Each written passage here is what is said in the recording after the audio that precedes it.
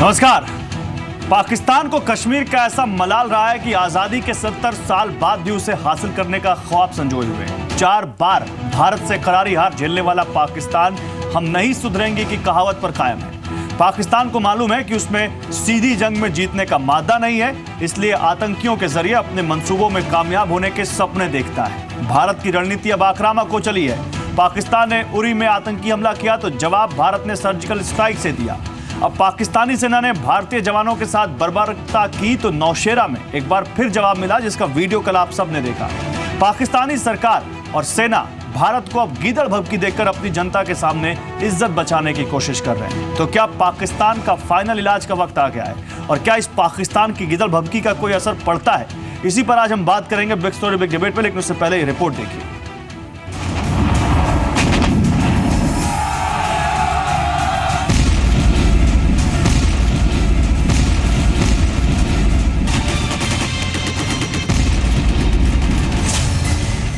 (1948) भारत पाकिस्तान जंग, पाकिस्तानियों को कश्मीर से खदेड़ा।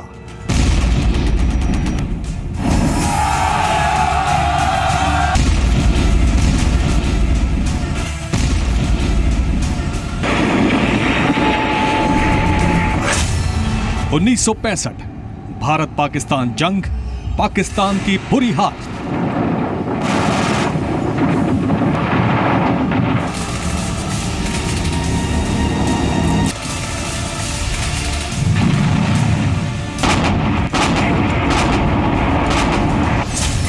(1971) भारत पाकिस्तान जंग, पाकिस्तान के 2 टुकड़े।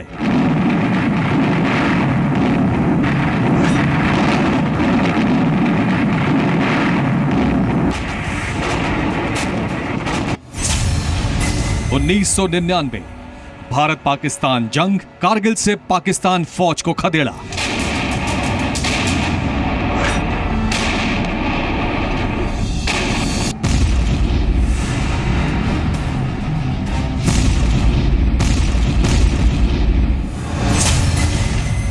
(2017) एक बार फिर गीदड़ भभकी दे रहा है पाकिस्तान।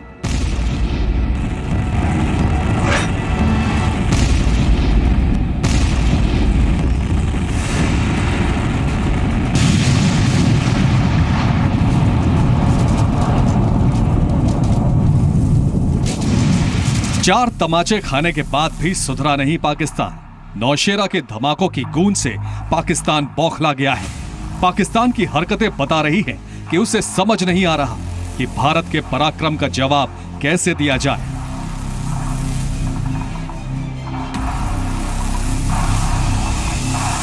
पाकिस्तान मीडिया दावा कर रहा है कि सियाचिन ग्लेशियर से सटे सभी फॉरवर्ड ऑपरेशनल बेस एक्टिव कर दिए गए हैं। पाकिस्तानी एयरफोर्स के फाइटर जेट्स ने सियाचिन ग्लेशियर के पास उड़ान भरी है। उनमें से एक प्लेन को खुद पाकिस्तान के एयरफोर्स चीफ सुहेल अमन उड़ा रहे थे। इसी के चलते एयर चीफ का वहां दौरा हुआ। भारत ने पाकिस्तान के इस दावे को खारिज कर दिया। देखिए, पाकिस्तान एक ऐसा देश है कि वो मार भी खाता है लेकिन आंसू नहीं बहाता, वो छिपाता है। और उसको लगता है कि इतनी बड़ी मार जिसकी वीडियो भी है, उसके बाद भी वो इसको नकार रहा है, तो उससे समझा जा सकता है कि वो अपनी बेइज्जती सहने को तैयार नहीं है। साफ तौर पे जो हमारा जवाबी कार्रवाई थी नौशेरा में, इससे बहुत बड़े पैमाने पर पाकिस्तान बुखलाया। उसकी फौज की और आईएसआई की जो छवि है बहुत नीचे गिर गई है। उसको उठाने के लिए उन्होंने अपने एयरबेसेस को अलर्ट कर दिया, फॉरवर्ड पोस्ट को अलर्ट कर दिया। अब नवाज शरीफ और बाजवा की जोड़ी को समझ नहीं आ रहा कि अपने ही देश के सामने बेइज्जत होने के बाद कैसे बचा जाए। लिहाजा अपनी कौम के सामने शर्मिंदगी से बचने के लिए अब पाकिस्तान हिंदुस्तान को गीदड़ भभकियां दे रहा है। पाकिस्तान के एयरफोर्स चीफ ने कहा है कि पाकिस्तान को फिक्र नहीं करनी चाहिए। भारत की आक्रामकता का ऐसा जवाब देंगे ये उनकी पीढ़ियां याद रखेंगी। ये तो एयर मार्शल साहब है या गली का लड़का है? गली में 2 लड़के झगड़ा करते तो उनके साथ बोलते हैं कि हम ऐसा करेंगे वैसा करेंगे। मेरे ख्याल से एयर मार्शल साहब प्लीज सोच लीजिए कि इंडिया ने लास्ट 4 वॉर में क्या किया है। आप ऐसे बच्चे से बात करते हो, हम तो ऐसा लेसन सिखाएंगे कि आप जो बोल रहे हैं कि आने वाली इंडियन पीढ़ी या जनरेशन ठीक है, तो ये सिर्फ प्रेशर, ये सिर्फ प्रेशर टैक्टिक्स है कि किसी और ये प्रेशर में हम लोग, इतनी बड़ी कंट्री है हमारी, largest democracy in the world, हम इनके कोई प्रेशर में नहीं आने वाले। And ours is a very potent force, Indian arm forces is one of the best in the world, और इक्विपमेंट वाइज ऑल्सो हमें कोई कमी नहीं, मतलब कुछ दिन सस्टेन करने के लिए। यस, उसके बाद में हो सकता है। पीएसपीडी के सवाल, क्या फिर जंग चाहता है पाकिस्तान? पाकिस्तान की गीदड़ भभकी का मतलब क्या है? क्या आतंकवाद को पालना बंद करेगा पाकिस्तान? तो ये वो कुछ सवाल हैं जो बिग स्टोरी बिग डिबेट के दौरान हम उठाएंगे। मेरे साथ कौन कौन है इस पैनल में मैं आपको वो बता देता हूं। मेरे साथ कमर आगा है, फॉरेन अफेयर्स एक्सपर्ट है। मेरे साथ आलोक शर्मा है, कांग्रेस लीडर। मेरे साथ प्रेम शुक्ला है, स्पोक्सपर्सन बीजेपी। मेरे साथ एसडी मुनी साहब हैं, फॉर्मर डिप्लोमेट। प्रफुल्ल बख्शी साहब है, सिक्योरिटी एंड डिफेंस एक्सपर्ट। मेरे साथ major general retired Vishambar Dayal हैं, चेयरमैन है national council of defence and aerospace defence expert है। और मेयर तरार है मेरे साथ हैं, पाकिस्तान की जानी मानी पत्रकार। आप सभी लोगों का स्वागत है। और सबसे पहले कमर आगा, मैं आपके पास आऊंगा। कमर आगा, आप फॉरेन अफेयर्स को अच्छे तरीके से समझते हैं। एक दिन पहले सेना का वीडियो जारी करना कि किस तरह से नौशेरा में पाकिस्तान की पोस्ट को तबाह किया गया, और उसके बाद पाकिस्तान के आर्मी चीफ का एक फाइटर प्लेन उड़ाना, खबर आना कि सियाचिन के पास पाकिस्तान के कुछ फाइटर जेट्स देखे गए हैं, और उसके बाद पाकिस्तान की तरफ से ये कहा जाना कि हम हर मुंह तोड़ जब हमले का जवाब देने के लिए तैयार है। न केवल ये कहा गया बल्कि कहा गया कि भारत को हम हरा भी सकते हैं, ये भी कहा गया। उनकी बातों का मतलब निकाले, तो इनको आप कैसे देखते हैं सर? देखिए, कई चीज़ें हैं। पहली बात तो ये है कि पाकिस्तान की सेना की छवि खुद पाकिस्तान के अंदर बहुत ख़राब हो गई है। एक तरफ तो वो मैसेज अपनी जनता को दे रहे हैं कि हम बहुत तैयार हैं और हम सब कुछ कर सकते हैं, भारत से डील कर सकते हैं। दूसरी तरफ वो भारत को भी धमकियां देने की कोशिश कर रहे हैं। बात दरअसल ये है कि जब से ये सर्जिकल स्ट्राइक हुई थी, तब से पोजीशन बिगड़नी शुरू हुई पाकिस्तान की। सर्जिकल स्ट्राइक के बाद ये नहीं छिपाने की कोशिश की, वो अपनी जनता से नहीं छिपा पाए, डिनाइल मूड में गए।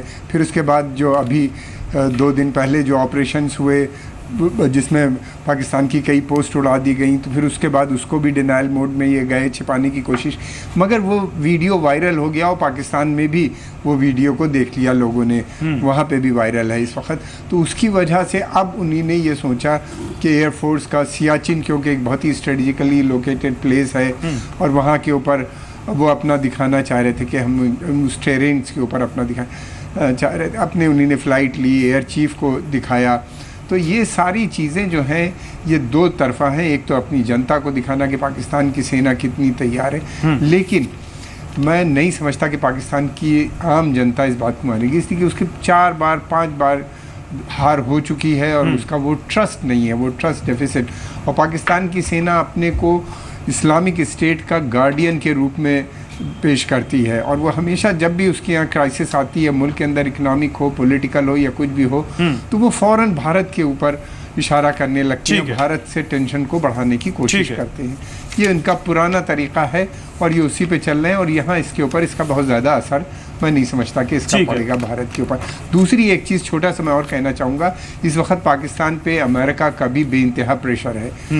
प्रेसिडेंट ट्रंप ने कुछ दिन पहले नवाज शरीफ से मिलने से इनकार कर दिया, हालांकि सऊदी अरेबिया का काफ़ी प्रेशर था। फिर उसके अलावा अब उनकी एड में भी कटौती हो गई और लगातार हर रोज़ उनको वार्निंग्स मिल रही हैं।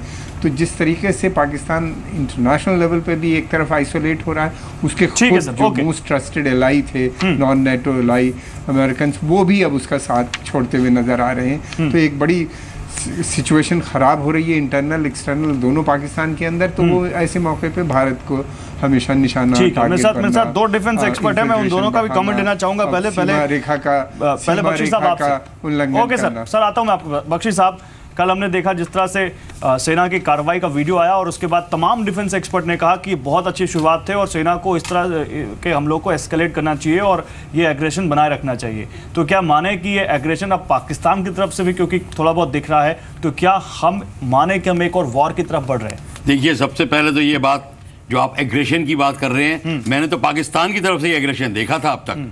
ये तो बड़ा प्लेजेंट चेंज देखा है मैंने ऑफ लेट, कि हमारी तरफ से भी एग्रेशन आना शुरू हो गया है। आर्मी बड़ा क्लियर है, हमारी आर्मी बिल्कुल वेट कर रही है कि उनको कब हुक्म मिले। पर राइट रूल्स ऑफ एंगेजमेंट जब आर्मी को मिल जाते हैं तो आपने देखा, जो नमूना देखा, ये दूसरी बार दिखाया है कि उनके ठिकानों को उड़ा दिया गया है। बड़ा आसान है ठिकानों को उड़ाना, provided you have the political will. और ठिकानों को उड़ाना ही नहीं, उनके रियल एस्टेट को भी कैप्चर करना ईजी है, क्योंकि एक तो हमारे फौज की क्षमता है, फौज की बहादुरी है, लीडरशिप एग्जेम्पलरी है। उससे बात यह है पीओके आपका है। आप कहते हो पीओके आपका है, आपकी पॉलिटिकल विल नहीं कहती कि हम उसको जाके ले लें। आप दुनिया को दिखाना चाहते हैं, you play to the gallery. ये जो gallery to play to the gallery की बात है, इसमें हम काफी चूक रहे हैं। But of late present government का रवैया चेंज होता दिख रहा है, ठीक है, और उनका पॉजिटिव एंगल आ रहा है। उस पॉजिटिव एंगल के नमूना देखा आपने, और पाकिस्तान की बौखलाहट इसलिए आप देख रहे हैं। ठीक है, आप भी इस बात को मानते हैं विशंबर दयाल जी? आपको लगता है कि नहीं, जो कमर आगा कह रहे थे कि नहीं, ट्रेमेंडस प्रेशर है उनके ऊपर, और चाहे वो इंटरनेशनल प्रेशर हो, चाहे वो डोमेस्टिक प्रेशर हो, लेकिन वो प्रेशर के तहत ही ये सब हो रहा है? देखिए गौरव, प्रेशर है, लेकिन आपको एक बात माननी पड़ेगी कि पाकिस्तान आर्मी, पाकिस्तान एयरफोर्स भी प्रोफेशनल है। ऐसे कोई मुजाहिद फौज इकट्ठी नहीं कर रखी उन लोगों ने, राइट? तो पॉलिटिकल डिबेट एक अपनी जगह है, लेकिन मैं समझता हूँ जो पाकिस्तान एयर चीफ है उसका एक मैसेज अपनी एयरफोर्स को, उसका एक मैसेज अपनी आर्मी को, उसका एक मैसेज अपने ट्रूप्स को, और उसका एक मैसेज अपनी सरकार को, अगर कहीं ना कहीं पाकिस्तान, देखिए पाकिस्तान एयरफोर्स और इंडियन एयरफोर्स में बहुत डिफरेंस है। इंडियन एयरफोर्स वर्ल्ड की 4th लार्जेस्ट एयरफोर्स है। हमारे पास आज के दिन सुखोई 30, MKI वगैरह बहुत सोफिस्टिकेटेड, बहुत सुपीरियर एयरक्राफ्ट्स हैं। पाकिस्तान के पास इसको मैच करने के लिए कुछ भी नहीं है। मतलब एयर सुपीरियोरिटी में जिसको कहते हैं, हम पाकिस्तान से काफ़ी एयर सुपीरियर है। मैं समझता हूँ एयर चीफ का जो काफ़ी दिन से आर्मी चीफ लाइमलाइट में थे, एयर चीफ भी लाइमलाइट में आना चाहते हैं पाकिस्तान के अंदर। अपनी एयरफोर्स मॉडर्नाइजेशन, पिछले आर्मी चीफ ने भी एयर को बहुत डोमिनेट कर रखा था। तो एक तरफ तो उनका, मैं समझता हूं एक तरफ तो उनका ये मुद्दा है। दूसरा उनका मुद्दा है कि भाई साइकोलॉजिकल वॉरफेयर जो हमने कल अपना उनके बंकर्स डिस्ट्रॉय करके जो स्टार्ट की है, मैं समझता हूं कहीं ना कहीं उसको चेकमेट करने की उन्होंने कोशिश की है। ठीक है। तीसरी बात यह है कि जहां तक जो हमने कल स्ट्राइक्स की हैं, जो उनके बंकर्स डिस्ट्रॉय किए हैं, बड़ी अच्छी बात है। और मैं समझता हूं सेना को आने वाले समय में इसको और एग्रेसिव करना चाहिए, क्योंकि यही एक रास्ता है जो कि एलसी पर कंप्लीट डोमिनेंस जब तक आर्मी नहीं करेगी और पाकिस्तान के लिए उसको अनटेनेबल नहीं करेगी, जब तक मैं नहीं समझता कहीं हम पीस कर पाएंगे। वो एक अच्छी शुरुआत है, उसको जारी रखनी। ठीक है, तो प्रेम शुक्ला, मैं इसी सवाल को आपके पास लेके आता हूं। मैं इतरार में आपके पास आता हूं, थोड़ी देर में आता हूं, लेकिन पहले मैं जरा अपने दूसरे पैनलिस्ट से सवाल पूछ लूं। प्रेम शुक्ला, यही सवाल लेकर आता हूं जो यहां पर विशंबर दयाल जी कह रहे हैं कि हमें ऐसी कार्रवाइयों को जारी रखना पड़ेगा। तो क्या हम ऐसी कार्रवाइयां आने वाले वक्त में देखते रहेंगे? क्या वो विल पावर, जिस पॉलिटिकल विल पावर की बात कही जा रही है, क्या वो विल पावर आप दिखाएंगे आगे? देखिए, अंतर्राष्ट्रीय समुदाय पूरी तरह से आतंकवाद से त्रस्त है और इस्लामिक स्टेट कायम करना 3.5 जिलों में आतंकवाद को बढ़ावा देकर पाकिस्तान द्वारा उसको हथियार, आतंकवादी आर्थिक मदद, वहाँ इस्लामिक स्टेट स्थापित करने की जो प्रयास है, अंतर्राष्ट्रीय समुदाय के आतंकवाद विरोधी नीतियों के तहत भारत को उस इलाके में सतत कार्रवाई करना वो राष्ट्रीय सुरक्षा की अनिवार्यता है। इसलिए लॉन्चिंग पैड्स को उनके तबाह करना, क्योंकि वहां से बारंबार आप आतंकवादी भेज रहे हैं। आपका इस तरह का रिकॉर्ड रहा है कि आप LOC पे हमेशा तनाव पैदा करके आतंकवादी घुसाते हो और उस घुसपैठ के माध्यम से एक इस्लामिक स्टेट क्रिएट करना आपका टारगेट है। आप कश्मीर को सीरिया, यमन बनाना चाहते हो। तो एक राष्ट्र के रूप में हमारा अधिकार है कि उस क्षेत्र को पूरी तरह से ऐसी शक्तियों से बचाया जाए और उसके तहत सतत कार्रवाई, सर्जिकल स्ट्राइक भी उसी का एक प्रयास। और अभी जो नौशेरा सेक्टर में जो कुछ हुआ वो उसी का प्रयास है। दूसरी तरफ उनका पाकिस्तान का संकट ऐसा है कि वो ईरान की सीमा पर भी, आपने जिस दिन भारत की तरफ से हमला हुआ है, ईरान में भी चूंकि आतंकवादियों को प्रायोजित करते रहे, उनके वहां भी मोर्टार दागे गए हैं।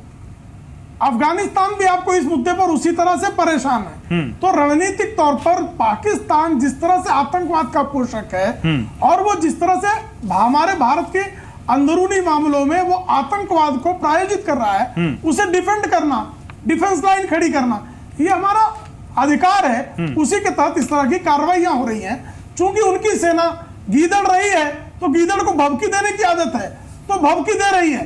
लेकिन हमको एक लॉन्ग टर्म पूरी तरह से एक जो मानव विरोधी आतंकवाद है उसको नष्ट करना हमारा राष्ट्रीय अधिकार है, उसका राष्ट्र की सेना पूरी तरह से सदुपयोग कर रही है। ठीक है, आलोक शर्मा आपको दिखता है जो बात कह रहे हैं प्रेम शुक्ला?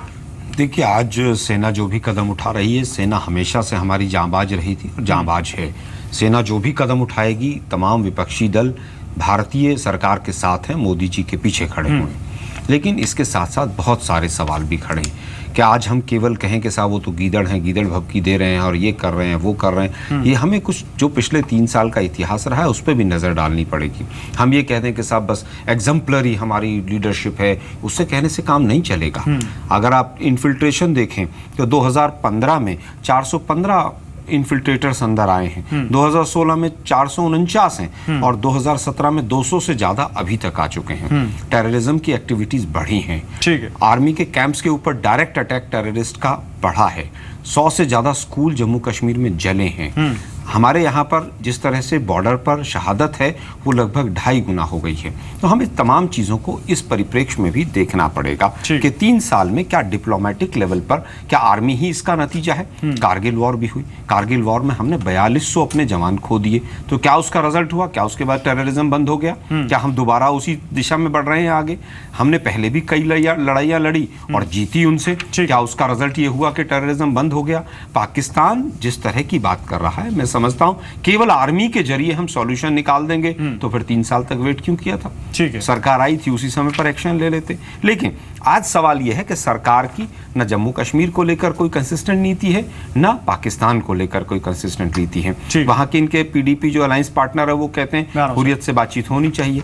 केंद्र सरकार कहती है हुर्रियत से बातचीत नहीं होनी चाहिए। एक पहले तय होना चाहिए। बीजेपी में से भी कई तरह की आवाजें उठ रही हैं। चले, मैं इस बात को उठाऊंगा, मैं इस बात पे सवाल पूछूंगा प्रेम शुक्ला से, लेकिन मैं पहले एसडी मुनी साहब से एक सवाल ले लूं सर, उसके बाद मेहर तरार और फिर आता हूं अपने दूसरे पैनलिस्ट के पास। एसडी मुनी साहब, जल्दी से एक छोटा सा सवाल, क्या आपको लगता है कि वाकई कई पॉलिसी में कंफ्यूजन दिखी है? जो बात आलोक शर्मा कह रहे हैं, नहीं आपको लगता है कि एक लीडरशिप दिख रही है जो आगे बढ़ रही है सही इस पूरे मुद्दे पे?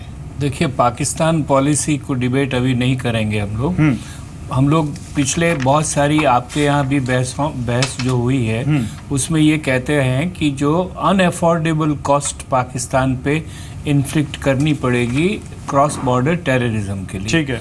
और वो जो सर्जिकल स्ट्राइक हुई वो उसका एक नमूना थी, लगता है उससे बात रुकी नहीं है, तो ये दूसरा नमूना है उसका, जिसमें पाकिस्तान को ये समझ में आना चाहिए कि ये मामला बिजनेस एज यूजुअल नहीं चलेगा और उसके लिए उनको कुछ न कुछ हर्जाना देना पड़ेगा।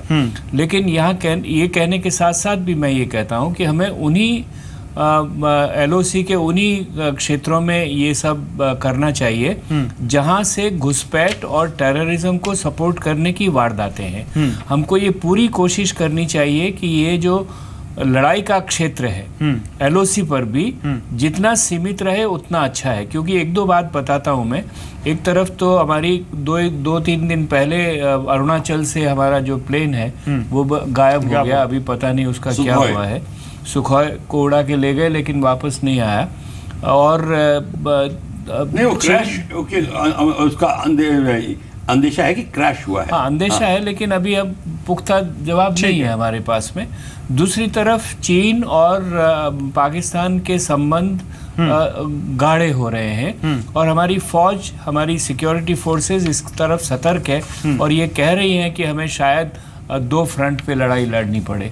तो 2 फ्रंट की लड़ाई लड़ने के लिए काफ़ी पुख्ता तैयारी की ज़रूरत होती है और वो होना भी चाहिए। तीसरी ये बात है कि अंतर्राष्ट्रीय क्षेत्र में अगर आपने नोटिस किया हो तो अमेरिका के जो सिक्योरिटी ऑफिसर्स हैं उनके बयानात में ये साफ है कि देखिए, पाकिस्तान को बहुत बार हिदायत दी गई कि आप क्रॉस बॉर्डर टेररिज्म को बंद कीजिए और अगर पाकिस्तान क्रॉस बॉर्डर टेररिज्म नहीं करेगा तो इंडिया प्रोएक्टिव एक्शन लेगा। तो एक क्षेत्र ऐसा भी है इंटरनेशनल कम्युनिटी का जो आपकी इस बात को तस्दीक करता है। चलिए, ठीक है। मैं मेहर तरार अब आपके पास आता हूँ। मेहर तरार, आपने सारे लोगों का पक्ष सुना, वो लोगों ने क्या कहा है इस पूरे मुद्दे पर, तमाम जो डिस्टिंग्विश्ड पैनलिस्ट हैं उन्होंने क्या कहा। मेहर तरार, मैं आपके सामने 4 एग्जाम्पल रखना चाहता हूँ। 7 दिन बीते, 7 से 10 दिनों में ये सारी चीज़ें हुई हैं। इंटरनेशनल कोर्ट ऑफ जस्टिस में कुलभूषण जाधव के मामले में पाकिस्तान के दलीलों को खारिज करते हुए कोर्ट ने कहा कि नहीं, उसकी फांसी नहीं हो सकती। पाकिस्तान ने सबसे पहले वहां मुंह की खाई।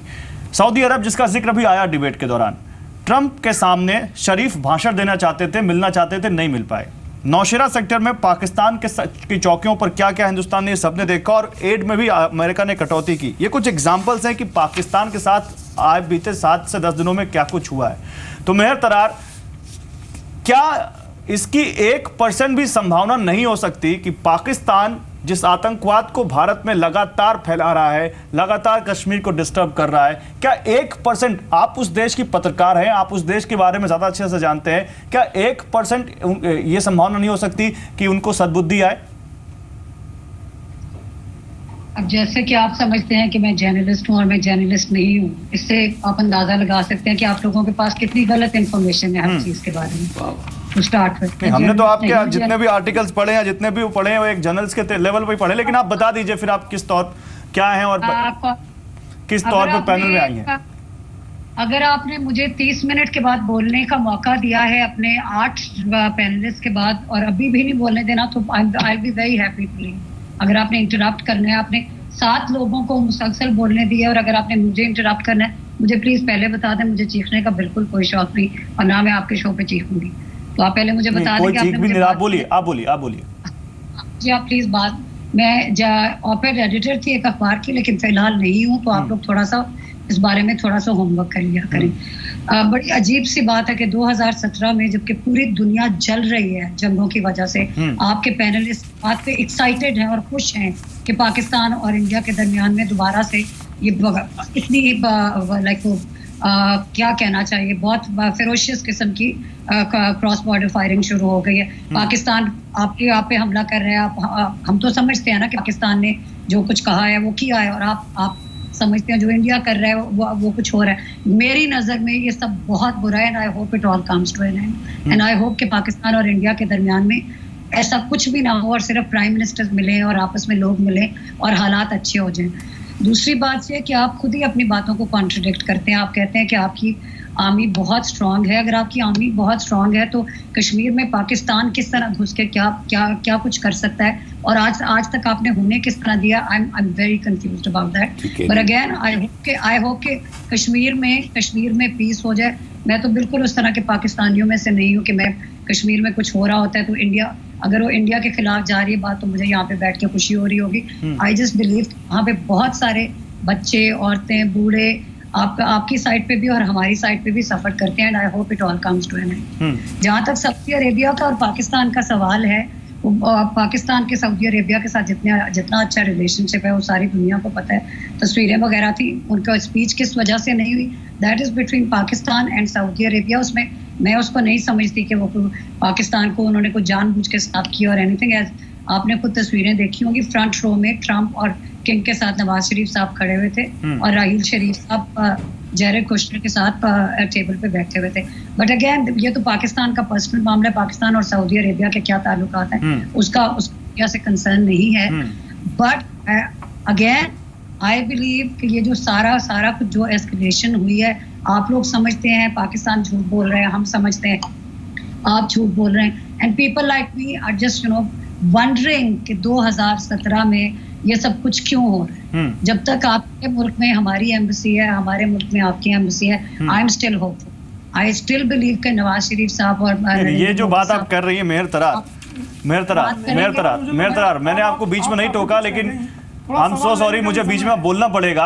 आप जो बातें कह रही हैं ये आदर्श बातें हैं और ये हम सब चाहते हैं। हम सब चाहते हैं कि दोनों मुल्कों के बीच शांति हो, लेकिन जब एक मुल्क इस बात के लिए तैयार ही नहीं है तो उसके लिए फिर क्या रास्ता बचता है? क्या एक मुल्क दूसरे मुल्क पर लगातार फायरिंग करता रहे और हम हाथ बदले बैठे रहे? देखिए हम जवाब मेहर कृपा करके बताइए कि आतंकवादियों का लॉन्चिंग पैड क्या जो है ये अमन की बातें करने का मंच होता है? बिल्कुल, मैं बिल्कुल मानती हूँ पाकिस्तान में हमेशा से ऐसी ऑर्गेनाइजेशंस रही हैं जो कश्मीर में वो उन्होंने मिलिटरीली उन्होंने अंदर घुस के उन्होंने कुछ ना कुछ बुरा करने की कोशिश की। मैं तो कभी भी उस बात को डिनाई नहीं करूंगी। तो फिर आप मानते हैं कि आप लोग खुद कहते हो कि आतंकवादियों को लॉन्चिंग का पहले वन बाय जी आप बिल्कुल ठीक बोल रहे हैं। तो आप मानते हैं कि जो हमने शुरुआत की जैसे मोदी जी खुद आपके यहाँ गए, नवाज शरीफ जी से मिले, लेकिन उसके बाद क्या हुआ हमारे यहाँ पठानकोट हुआ। आप मानते हैं कि वो पठानकोट में जो भी हादसा हुआ वो क्रॉस बॉर्डर टेररिज्म था? अगर इस किस्म की हरकत, देखिए आप एक बात मानते हैं कि हर पाकिस्तान क्रिकेटर यहाँ आया, हमने इज्जत दी, मान दी, सम्मान दिया, वासिम अकरम, इमरान खान, आपके पॉलिटिकल लीडर्स को मान सम्मान दिया।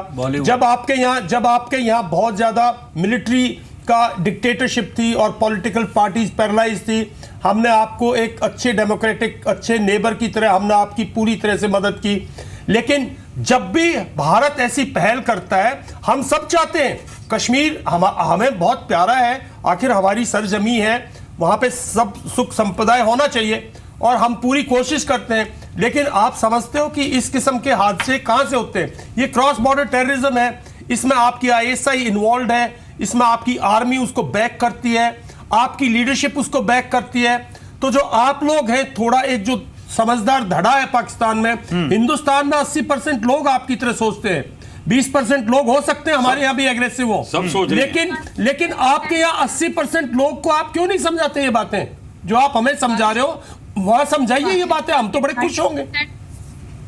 पाकिस्तान में 99% लोग ऐसे होंगे जो अभी दोबारा से, और मुझे प्लीज इंटरप्ट ना कीजिएगा, जितने इंडियंस आज तक यहाँ पे आए हैं, वो हाई प्रोफाइल हों, वो बिजनेसमैन हों, वो प्लेयर्स हों, वो रिलीजियस रीजंस के लिए आए हों, किसी एक इंडियन से पूछिए अगर उनको इस मुल्क में आके उसी तरह प्यार ना मिला हो जैसे उनको अपने मुल्क में मिलता है या जैसे पाकिस्तानियों को इंडिया में मिलता है। तो आपका ये कहना कि पाकिस्तान के ईरान कोई जाता है उसको कुलभूषण जाधव बनाकर आप कैद करके उसको आतंकवादी करार दे देते हैं।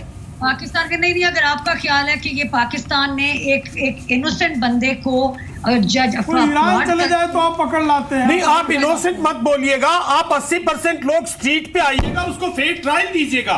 हमारे यहाँ जैसे कसाब को ट्रायल दी है, आप कहते हैं 99% लोग, आप लोग देखिए, हम आपको इंटरप्ट नहीं कर रहे, हम सिर्फ आपकी दाद देते हैं जो आपकी भावनाएं हैं।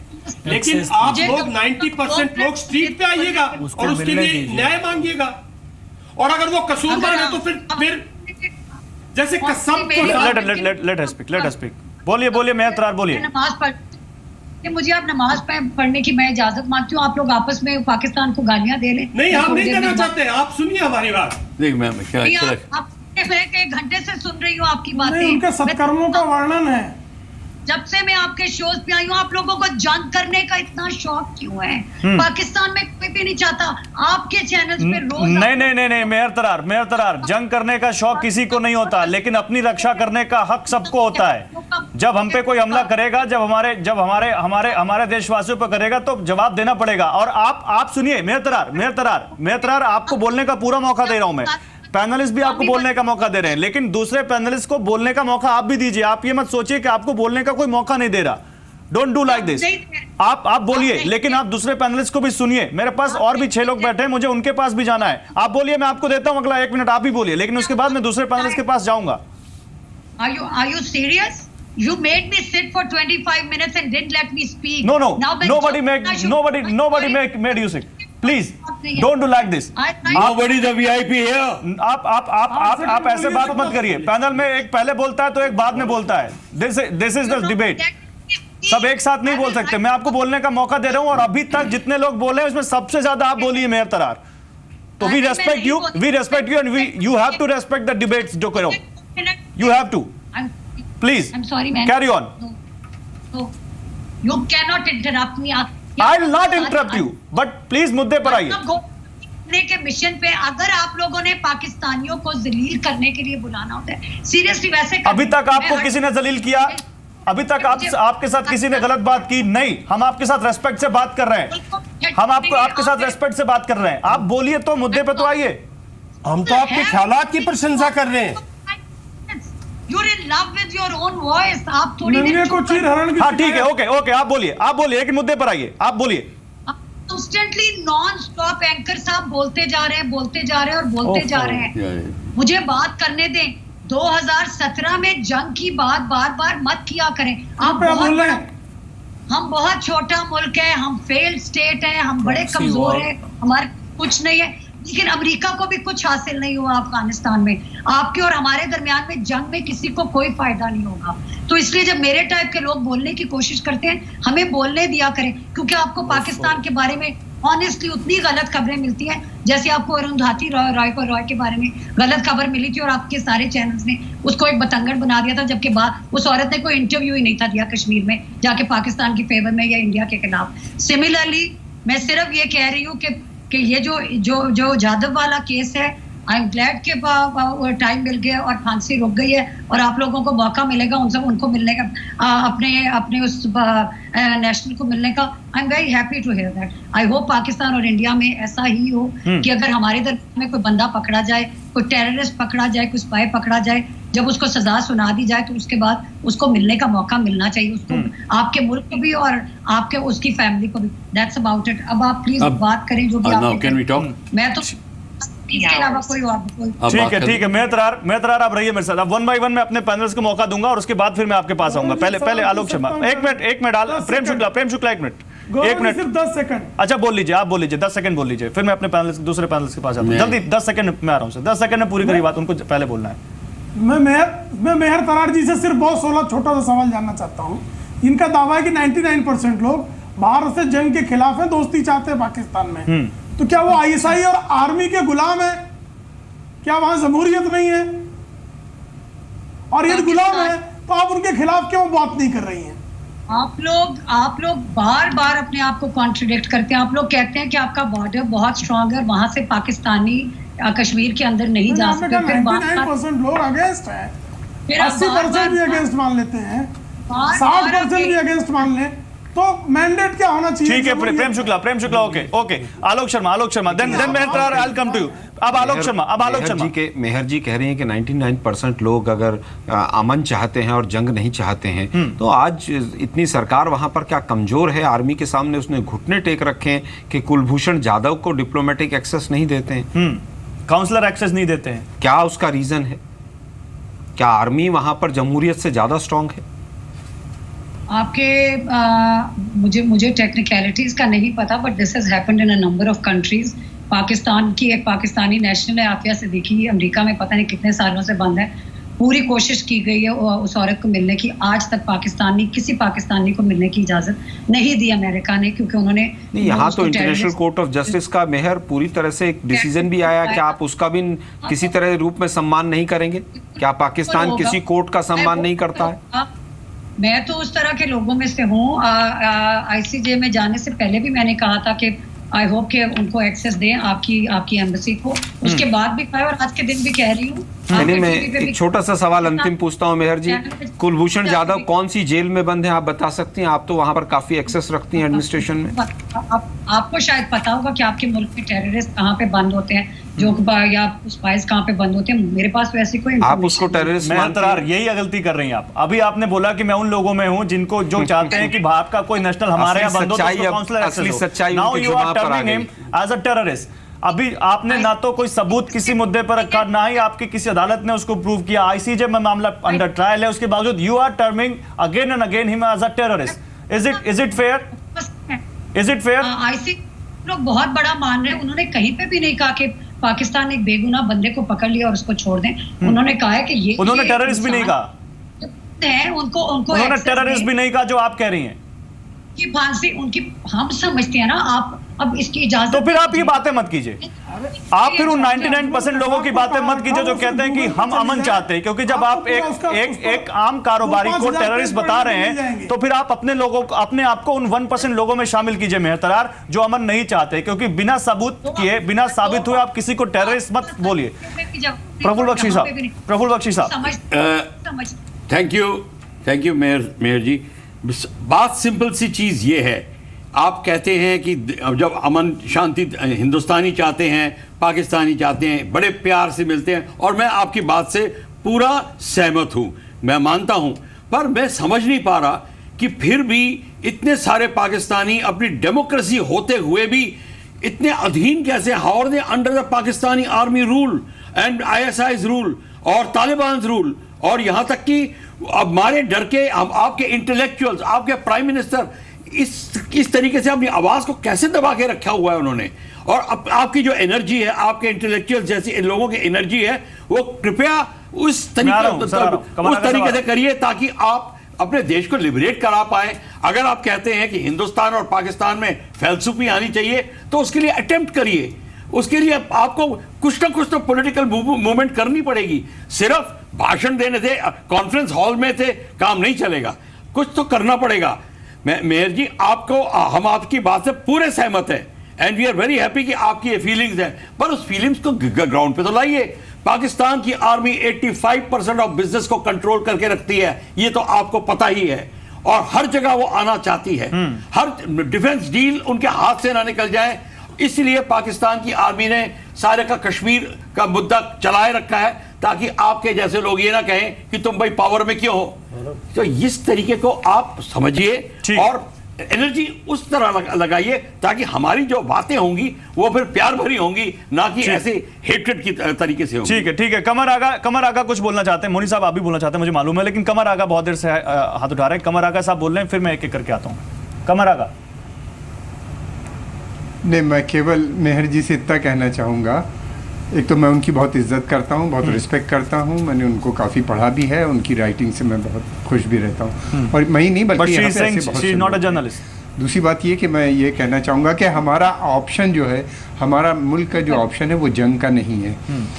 अब हम लोग सिर्फ एक ही चीज़ है, हम लोग चाहते हैं पाकिस्तान से दोस्ती हो, अच्छी तरह से हो। यही नहीं बल्कि हम ये भी चाहते हैं कि पाकिस्तान और इस पूरे क्षेत्र का इकोनॉमिक इंटीग्रेशन हो साउथ एशिया का सेंट्रल एशिया से, और ये पूरा क्षेत्र तरक्की करे, क्योंकि अकेले अकेले बहुत से छोटे छोटे देश हैं जो तरक्की नहीं कर पाते हैं। दूसरी बात ये कि प्राइम मिनिस्टर मोदी जब से आए हैं लगातार इस बात की कोशिश कर रहे हैं। वो लाहौर गए, नवाज शरीफ साहब से कई बार मिले, बहुत सी बातें आगे बढ़ी, लेकिन ये जो स्टेप्स हमने लिए हैं ये सेल्फ डिफेंस के स्टेप्स हैं। हम दोस्ती के मतलब ये नहीं है कि हम इन्फिल्ट्रेशन वहाँ पे हो, ठीक है सर। दोस्ती का मतलब ये नहीं कि हम सिचुएशन को डिटोरिएट करने पड़े। आपने खुद कहा कि वहाँ पे ऐसे ग्रुप्स हैं जो कश्मीर के अंदर आके उपद्रव कर रहे हैं या इस किस्म की हरकतें कर रहे हैं जिससे वहाँ के हालात ख़राब हो रहे हैं। हमारी गवर्नमेंट की कुछ ड्यूटीज़ भी होती हैं सर, हर सरकार की ड्यूटीज़ होती है, गवर्नमेंट की नहीं, हर देश की ड्यूटी होती है सर। कमर आगा साहब, हम देश में कोई हमला करेगा हम चुपचाप बैठे रहेंगे, ऐसे कैसे हो सकता है? हमें एक सेकेंड, बस वन सेकेंड, जस्ट 1 सेकेंड, सिर्फ एक चीज चाहते हैं, दहशत पे रोक लगाइए और बातचीत कीजिए, अमन कायम कीजिए। हाँ, और वो कश्मीर में हम देख रहे हैं किस तरह से पाकिस्तान कर रहा है, वो हम देख रहे हैं कश्मीर में कैसे पाकिस्तान कर रहा है। जिन 4 जिलों की हम बात करते हैं उसके बारे में लगातार खबरें आती हैं, क्रॉस बॉर्डर टेररिज्म कैसे वहां हो रही है। साहब इतना नहीं, मेहर जी देखिए, मुद्दे से नहीं भटकिए, हम मुद्दे से नहीं भटक रहे। भारत ने कभी पाकिस्तान पर अटैक नहीं किया था। आप लोग अपनी सिविल सोसाइटी जो आप बात करें, जिसका प्रचार कर रहे हैं, वो आप हमें फिर मुद्दे से गुमराह कर रहे हैं। आपके यहाँ ओपन फोरम में सारी टेररिस्ट तंजीम किसी अच्छे अच्छे शहरों में बड़े बड़े रैलीज करती हैं, आर्म्स डिस्प्ले करती हैं, भारत के लिए वो क्रिटिसिज्म करती हैं, वहां पे एनरोलमेंट होती है, चंदा दिया जाता है। आपके यहाँ ये खुलेआम हो रहा है, आपके नागरिक इस पर कोई कार्रवाई नहीं करते। आपका ये कहना यहाँ पे जो आज जम्मू एंड कश्मीर में हो रहा है, 99.9% उसके पीछे पाकिस्तानी ISI है, उसके पीछे पाकिस्तान में जो टेररिस्ट ग्रुप्स वो हैं। आपकी सिविल सोसाइटी उसको क्रिटिसाइज क्यों नहीं करती? क्योंकि आप लोग उसको क्रिटिसाइज करने की काबिलियत ही नहीं रखते। ये हमारे टेलीविजन पे आप इतनी सभ्यता से बात कर रहे हैं, हम आपको इतनी इज्जत मान दे रहे हैं, लेकिन असलियत ये है कि हमने जब भी आपके जो सिविल, आपके जो आर्टिस्ट, आपके जितने लोग हैं उनकी बात में हम पढ़े हैं। मैं एक सैनिक हूं, मैं आपको बता सकता हूं, हमारा सैनिक आपके सैनिक की बहुत इज्जत करता था LC पर, लेकिन आप लोग सोचते थे शायद हमारे हाथ यहां बंधे हुए, वहां बंधे हुए। जब भी आपने वायलेशन किया, मैं अपनी सेना की पावर की आप बात करते हैं, पावर तो साहब वॉर के अंदर आती है। Terrorism is a different game. हमारे अपने लोग हैं वहां पे, पूरे इलाके को थोड़ी मार दें। हम लोग बहुत, हमारी आर्मी जो है वो बहुत ही सभ्यता से काम करती है, इस तरह से काम नहीं करती जैसे अमेरिका काम करता है कि गोला डाल दो, तबाह कर दो अफगानिस्तान में। अरे अपने लोग पे F-16 से फायर करते हैं। ठीक है, मैं तरह आपको समझ में आया क्या चाहते हैं यहाँ के लोग और क्या इनका मकसद है? आप लोगों की समझ में नहीं आता, मेरी समझ में तो बहुत अरसे से बहुत सारी बातें आई हुई है। मसला सारा ये है कि इन्होंने किस तरह फैसला किया कि पाकिस्तान में सिविल सोसाइटी उन रैलीज और उन लोगों के बारे में बात नहीं करती। दिखता नहीं हो। नहीं, आप रोकिए उनको। आप दिखता नहीं। हमारे यहाँ ऐसा नहीं होता। हमारे यहाँ बताइए, एक स्टेट में, एक कैपिटल में पाकिस्तान के खिलाफ इस तरह से ओपन रैलीज होती हो, ओपन हथियारों का डिस्प्ले होता हो, हमारी सिविल सोसाइटी रोकेगी? आप क्यों नहीं रोकते हो? प्लीज बोल ले। मैं सॉरी, आई एम सॉरी मेहर जी, बोलिएगा। आप एग्जाम्पल दीजिएगा कि तब रोका, ये सोसाइटी में कहा, अखबार में हमने ये लिखा, आप बताइएगा, प्रूफ दीजिएगा। इतना ज्यादा सिविल सोसाइटी का असर है कि उनकी किसी किस्म की किसी रैली को कहीं पे भी क्या मीडिया पे उसको हाईलाइट नहीं कर सकते, उसके बारे में बात नहीं कर सकते। वो रैलीज क्यों होती हैं उस पे भी हम लोग बोलते हैं, बहुत सारे लोग बोलते हैं, और आई होप इंशाल्लाह ताला वो खत्म हो जाएंगी। मेहर जी, हाफिज की रैलियों के लिए सरकार ट्रेनें मुहैया कराती है। कोई नहीं, आप बात क्यों नहीं करने देते? 7 लोग हैं, मैं एक हूँ, बात करने देता करें 1 मिनट के लिए, मैं पूरे 1 मिनट के बाद खामोश हो जाऊंगी। ऐसी रैली जिसमें कोई पाकिस्तानी इंडिया के खिलाफ या अमेरिका के खिलाफ या अफगानिस्तान के खिलाफ ABC किसी मुल्क के खिलाफ बोलता है, उसको होने की इजाजत नहीं होनी चाहिए। It's as simple as that.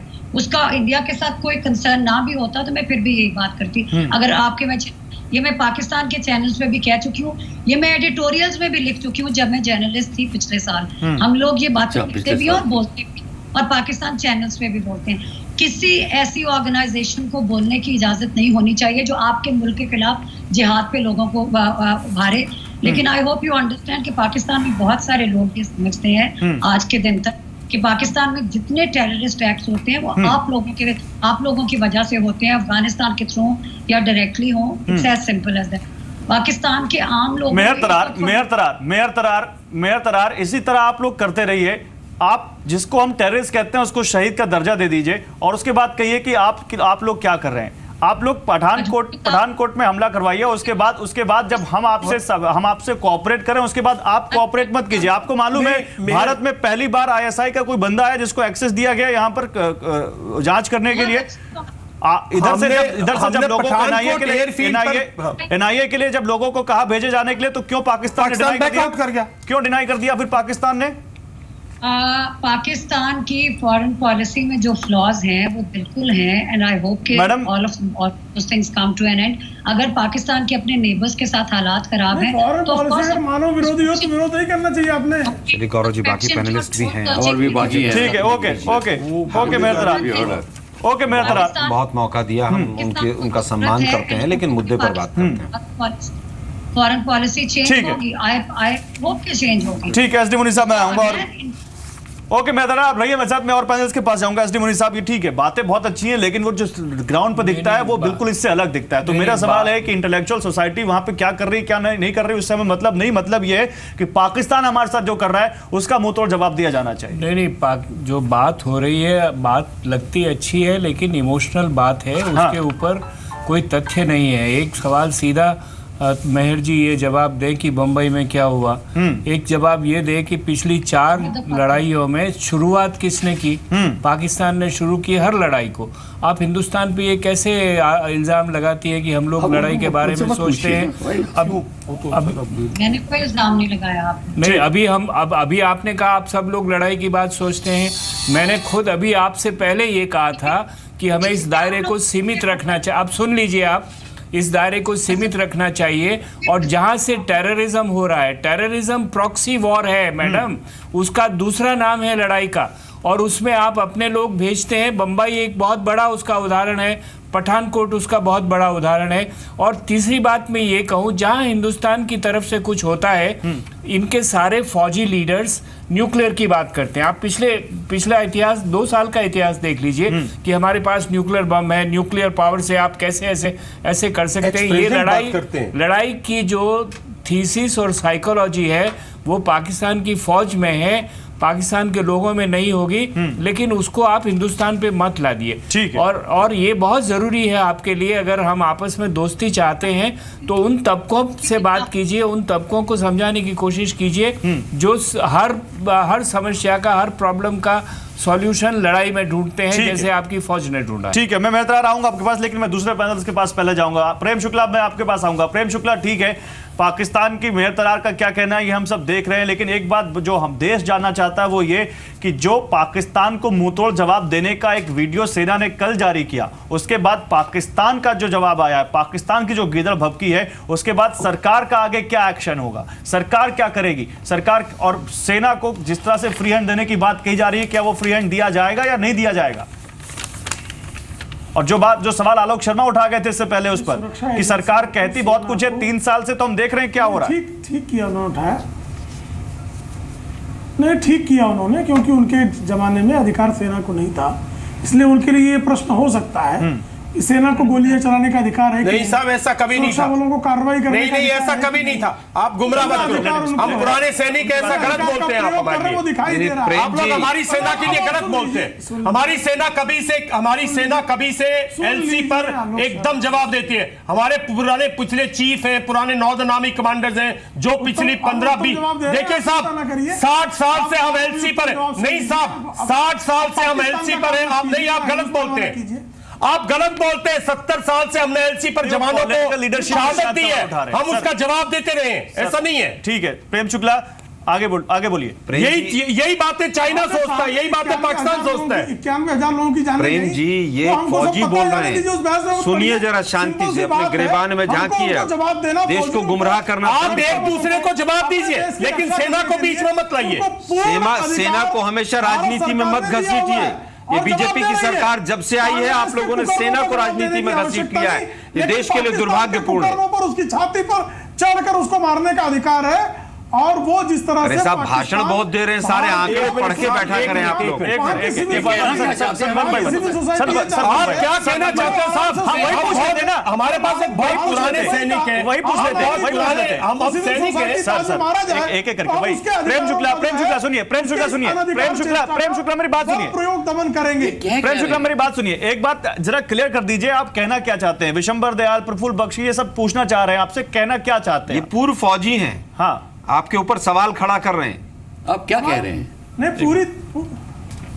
नहीं पूरी तरह से सेना को, सुरक्षा बलों को आतंकवाद को प्रायोजित करने वाले देश से निपटने का अधिकार है।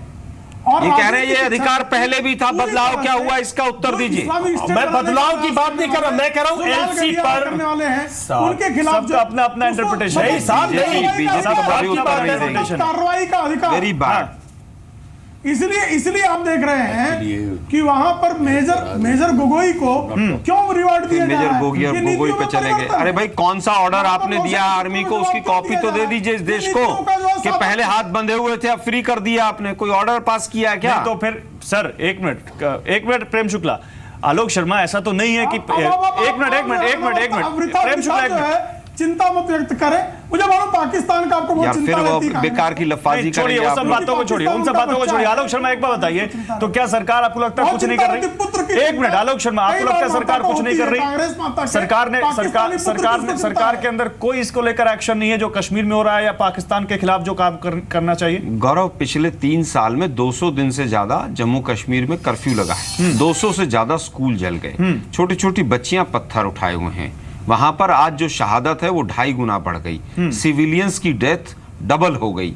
उसके बाद अगर आप कहें कि साहब हम 56 इंच के सीने के साथ जवाब दे रहे हैं, दुखद है। आप थोड़ा डिप्लोमेटिकली बात कीजिए। आप बताइए, आर्मी हमेशा से मजबूत थी, आर्मी ने हमेशा से मजबूत जवाब दिया है।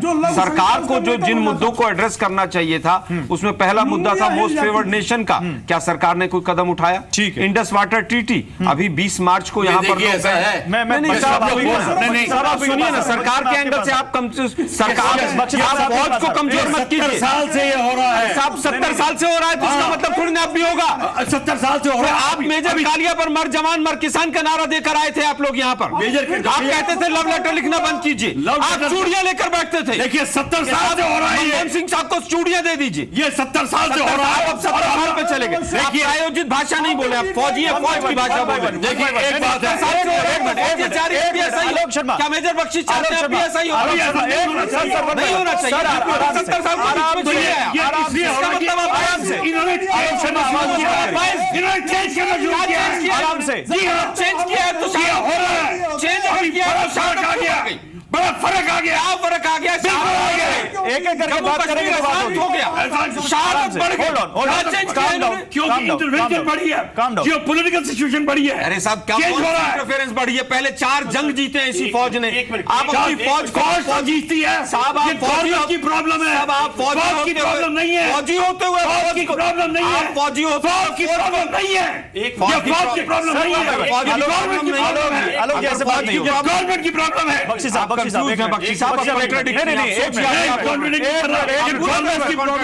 होल्ड ऑन, आप सब एक साथ बोलेंगे तो आवाज किसी की नहीं जाएगी ऑन एयर। 70 साल से गवर्नमेंट फेल। बख्शी साहब एक साथ बोलेंगे सब तो किसी की आवाज नहीं जाएगी। एक minute sir, one by one, Vishambar ji एक मिनट सर, डिबेट ऐसे नहीं हो पाएगी, डिबेट ऐसे नहीं हो पाएगी। वन बाय वन आप में से किसी की आवाज नहीं जा रही। आलोक जी अभी आपको अपने उनकी बात सही लग रही थी, आप उनकी बात को कोट करके प्रेम शुक्ला से सवाल पूछ रहे थे कि पूर्व फौजी कह रहे हैं, अब ये भी तो पूर्व फौजी है, आप इनकी बात का सम्मान नहीं कर रहे, इनकी बात को नहीं आप मान रहे, आपको उनमें पॉलिटिकल इंक्लाइनमेंट दिख रहा है। सर नहीं सर, मेरा सवाल सुन लीजिए, अगर आप एक के साथ एक की बात मानते तो दूसरी की बात नहीं मानिए, और जो वो कह रहे हैं उसका भी सम्मान करिए। हो सकता है आपको ना दिख रहा हो वो चीज, लेकिन उनको दिख रहा हो। मैं बताता हूं क्या है। प्रभु बख्शी साहब से कमेंट लेता हूं, प्रभु बख्शी साहब से कमेंट लेता हूं। आलोक शर्मा एक मिनट, प्रभु बख्शी साहब 30 सेकंड आपके पास, आप बोल लीजिए, उसके बाद में दूसरे के पास 30 सेकंड है। अभी तक फौज को इस देश के अंदर नीचे रखा गया है 70 साल से, और अब बड़ी मुश्किल से प्रेजेंट गवर्नमेंट नीति चेंज कर रही है फौज को ऊपर लाने की। ब्यूरोक्रेसी चेंज नहीं होने देना चाहती, पॉलिटिशियन उसके ऊपर बैठा हुआ है, पॉलिटिकल ब्यूरोक्रेटिक कंट्रोल इतना ज्यादा है, तभी आपकी 3 सर्विस हेडक्वार्टर्स एमओडी से दूर क्यों है, इतना करप्शन फौज में क्यों है? इसलिए है कि कहीं फौजी पास ना आ जाए, इसीलिए 2012 में फौज कूटनीति करने वाली है। क्यों ये फैलाया गया था?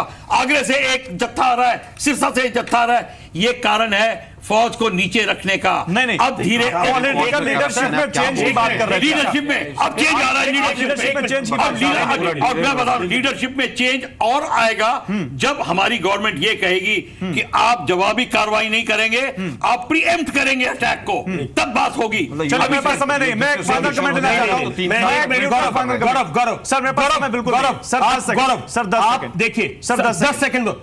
ये फौज एलसी पर 70 साल से है। मैं ब्रिगेडियर बख्शी की बात से बिल्कुल सहमत नहीं हूं। जब भी पाकिस्तान ने एलसी पर कोई कार्रवाई की है, फौज ने उसका मुंह तोड़ जवाब दिया। ना हमें कांग्रेस की सरकार से परमिशन चाहिए थी, ना हमें बीजेपी की सरकार से। अगर अच्छा सैनिक है, अगर अच्छा कमांडर है, अगर मैं बटालियन कमांडर हूं, मेरे पे फायर किया, मैं फायर करूंगा। मैं आज भी आपके माध्यम से सेना को यह कहना चाहता हूं, पॉलिटिशियन क्या करता है, क्या सोचती है, उसकी परवाह मत करो।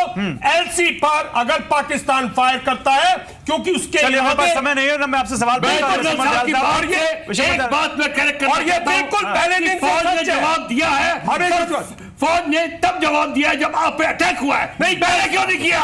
गवर्नमेंट की पॉलिसी नहीं थी, समय खत्म हो चुका है सर, इस ब्लॉक लगी हुई है, किसी आप दोनों का सम्मान है। डायरेक्टिव विशंबर दयाल साहब, बख्शी साहब थी नहीं फौज की, और कांग्रेस बख्शी साहब, विशंबर दयाल साहब,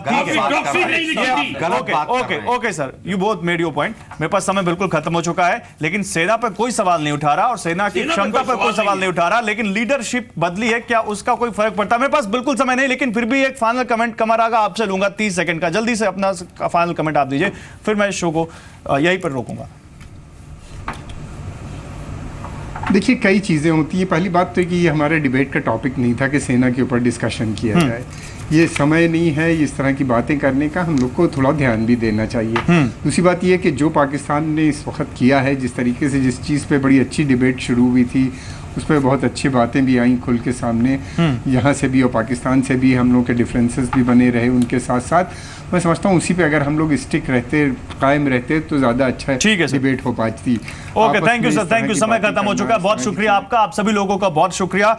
तो पाकिस्तान की गिदड़ भपकी से कोई डरने वाला नहीं, और ये 2 पूर्व फौजियों ने भी आपको इस डिबेट में दिखा दिया। हालांकि उनके कुछ के व्यूज नहीं मैच कर रहे हो, लेकिन इस बात पे किसी का व्यू अलग नहीं है कि सेना की क्षमता पर किसी को भी शक है। सेना हमारी पूरी काबिल है और सेना हर जवाब को देने में माहिर है, और जवाब सेना देगी।